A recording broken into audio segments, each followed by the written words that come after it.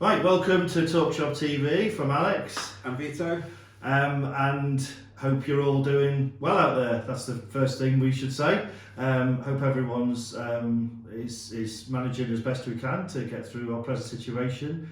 We're still seeing plenty of smiling faces and plenty of gratification and positivity out there, which is, I think, the key way of us all trying to get through this. And as ever, we're inspired by all the professionalism, the dedication, and lots of brave actions going on to keep buses moving, keep our company going, and in the hope of the better times which are to come, we have no doubt. A huge thank you as ever to everybody is doing in the company. It's not just the great efforts of those of you on the front line serving customers, those in bus stations, those cleaning buses, our engineers, and those in more of the back office roles who are doing lots of planning and communications and so on. There's a hell of a lot of work still going on by many.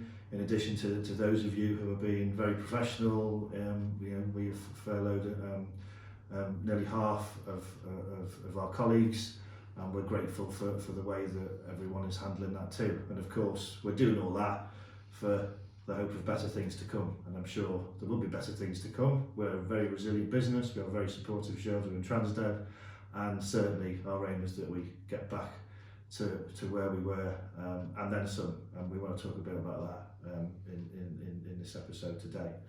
I think as well, it's really important, we've got families, we know the effect this has on families, particularly families of key workers such as yourselves who are still coming to work each day. There's a hell of a lot of uncertainty out there. We live in strange times, and I think I'd like to really send a message of thanks to those families who are supporting you, packing you off to work every day, and those of you I think who are making some personal sacrifices and that you're living apart to protect those who you live with as well. And we appreciate all of that. This is where bus workers, we are part of that key worker community that keeps the country going and keeps those other key workers who are protecting us and keeping us well and keeping the country functioning. We're a critical element to that, and there's a support unit that's there to you too in terms of your families and what you're doing to protect and look after them as well. So thank you to everyone for that, and I hope you can pass on our thanks to your families as well for looking after you. I mentioned about hope for tomorrow, and this week we've seen a really inspirational story with what Captain Tom Moore done, 99-year-old, 100th birthday, the end of the month, with his 100 laps of his house to raise money for the NHS. I'm not sure if many of you realise this, but he's actually born and bred in Keighley, right in the Transdev Blazefield network. And yesterday we announced our plans to name one of our buses after Tom Moore, Captain Tom, and I think we hope it'll be Sir Captain Tom soon as well. And I think it's those kind of things as well. I think we need those stories of inspiration and positivity. And thanks to the team at Keighley for the suggestions and encouraging us to do that. I think we were quite clear it was something we wanted to do as well, but it's great. It's nice when we all agree on something, isn't it? And we certainly all agree on that. So look out for that next week, and that's in addition to all the buses I've mentioned in our last episode, our Heroes buses, our buses for heroes, in each of our communities to thank the key workers and the heroic efforts going on in the community. So look out for that emerging over the coming week too. Saying that, there's the here and now, as well as the positive tomorrows. We heard this week that the so-called lockdown is being extended for another 3 weeks. I think we can anticipate no real change in service levels.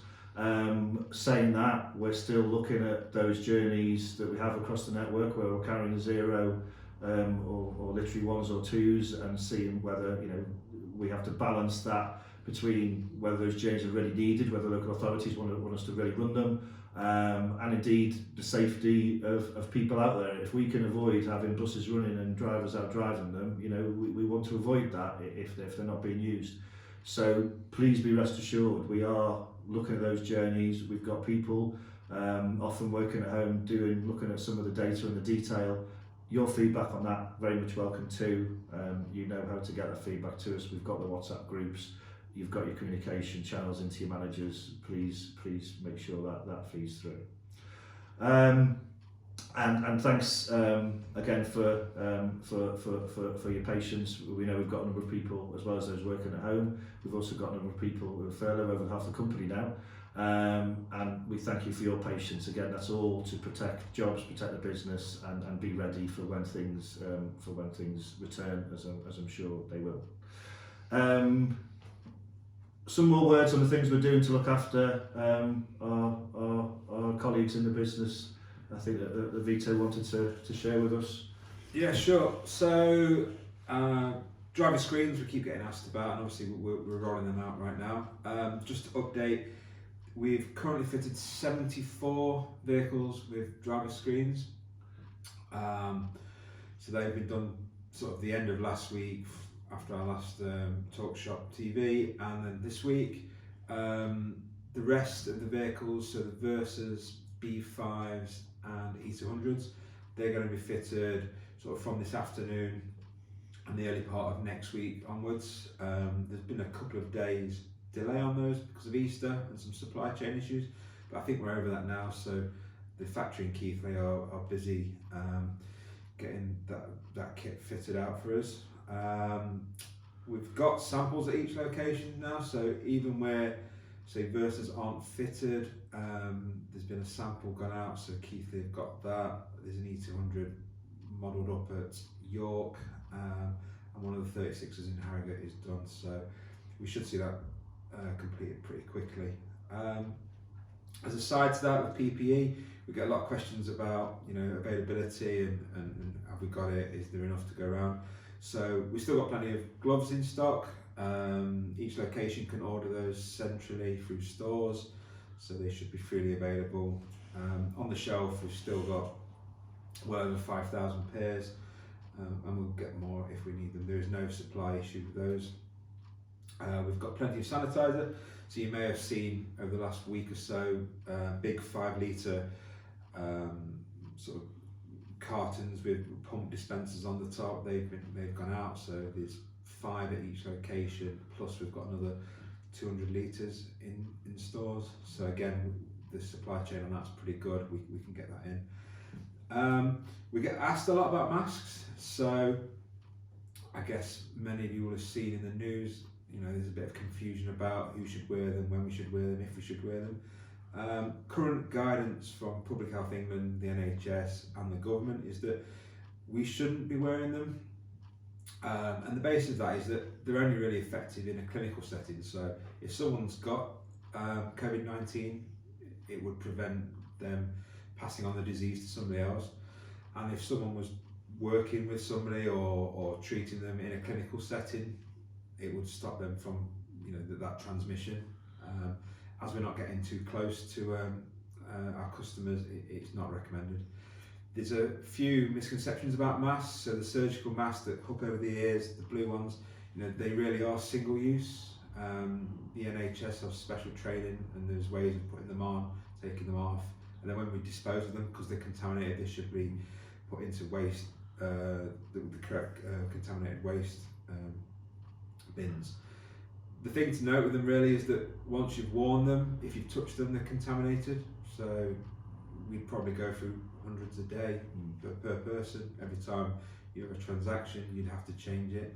And as soon as they're damp, as soon as they're damp from wearing, they're not effective either. So the microparticles of the virus can transmit through a damp mask. So again, they're not effective that way. So I think until guidance changes and it's a bit, you know, and it becomes clearer for us all, we'll still say that, you know, we're not advising people to wear them, and we won't distribute them. If that changes and there is different evidence, we'd obviously look at that. We can procure masks. Group has a supply that we can use, so, you know, we'd look at that. We've still got the visors, so if you still want to wear a visor, please grab them from traffic. We had some more made for us this week by Harrogate Grammar School. So again, we have got plenty of stock of those, so there should be enough to go around.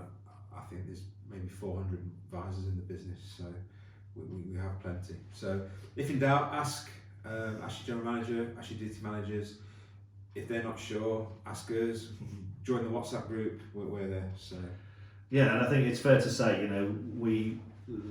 as Vito's saying, there's loads of supplies of this stuff, and we're willing to get more if that supply's run out. But so far, there's lots of it in there. So when we hear messages that are not available, we're not quite sure where that comes from, because I think Vito and his team work really hard to get some of this equipment. It's not easy to get hold of, but we know our supplier network, and I think sanitizer came up. We have plenty. We left some out in public sort of facing areas, and they were taken. So we said, okay, we need to sort of keep it discreet, but we have got plenty. Yeah. And if we need more, we can get it. Our suppliers can get it. The people that provide our AdBlue, they're making the sanitizer for us. So they're using their kit that they made, the AdBlue, and the processing they do for that, they've turned it to sanitizers. So. Yeah. Don't use AdBlue, use the sanitizer then, yeah. Okay, great, thanks for that, Vito. And any queries, or if anyone is nervous or feels unsafe, just ask us, please. We want you to feel as safe as you can be out there, and give you whatever equipment is needed. I think it's fair to say as well on all that if the guidance from Public Health England does change, we'll change our view on it, but we're being led by what the professionals are telling us, and if they change their views, we'll change how we deal with it. And I think on the subject of masks, we have said, we've said in the calls we have at national level, be ready. If the guidance does change, we hope that the transport industry is going to be looked after, because it's pointless changing the guidance if then there isn't supplies to support that. So we've been very clear in saying if the guidance changes, we will want it, and we will need the government or whoever to help us get it. So yeah, there's lots of conversations and actions going on behind the scenes that we'd like to reassure you are happening to protect you. Mentioned about where things go next. The business is well protected. Yes, it's going to be a challenge getting through the present situation. But we are relatively secure. There are brave decisions and challenges we have to overcome, and all that.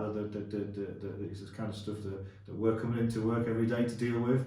But I always like to make sure that everyone still feels confident that there will be a business to return to when the good times come back. And indeed, lots of the work now that we're doing, there's been lots of work over the past few weeks, heroic sort of 24/7 round the clock efforts to get us to the business to the condition it's in now, which is really ramping down the cost levels to reflect the minimal revenue we've got coming in. But now our attention is turned into, now that's in a steady state, now our attention is coming into what we do next. Mentioned in the last episode, the new buses that we were committed to make sure we're still going to aim for growth on our network. That's still happening. We're still very committed to that. We're still committed to a long-term plan, which is what we do. A 5-year long-term plan that happens every year. We're still doing that. All these things are still happening. The investment from Transdev is still committed, and we're grateful for the group that they support us with that. And in terms of then how we react to normality or semblance of normal life returning, we're beginning to look at that too. So we don't think it will be as formulaic and as easy as just saying, oh, we'll just go back to Sunday service, then Saturday service, then Monday to Friday service. We're looking at things in a really granular level of detail in terms of if schools go back, what does that mean? If workplaces open, what does that mean? If restaurants open, what does that mean? And we're looking to why customers use our different routes, and then reflecting that with the timetables we plan to operate.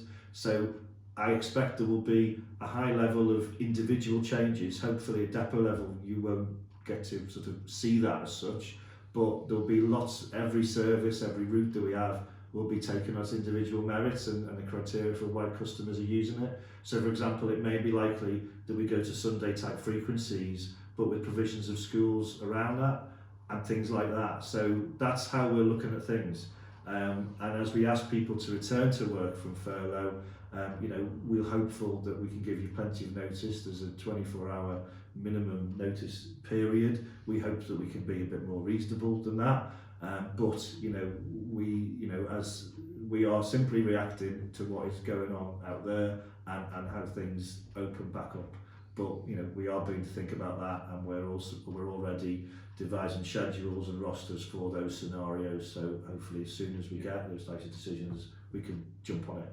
And we'd appreciate you all working with us to get to that point, because Definitely. as soon as there are opportunities and normal life happens, we need to be on it, really. Yeah, and I think it's worth saying that I know from speaking to the GMs this morning that some of you have been calling to come back to work. So if you're ready to come back, give us a shout.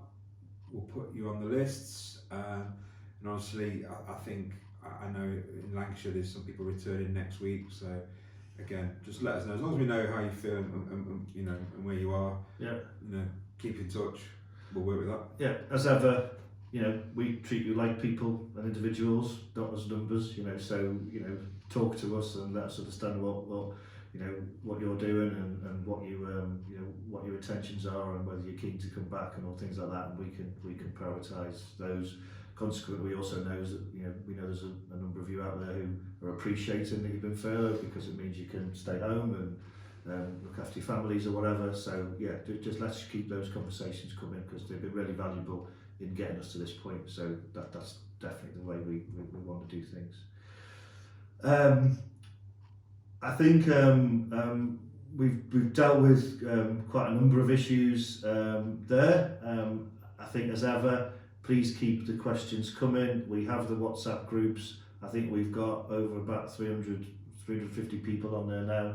They're very effective at us getting information to you, very effective in terms of us responding to queries and questions you've got and ideas you've got as well. We don't have the monopoly on good ideas, as I'm sure you know. So please use that, and anything in turn we can help with in the meantime. We are, as I mentioned, we're still coming to work, we're still coming here to support you, as are many others. Let's keep those conversations going, and a huge thank you again for all you are doing and all that your families and friends are doing to support you as well. Thank you for that. Thank you.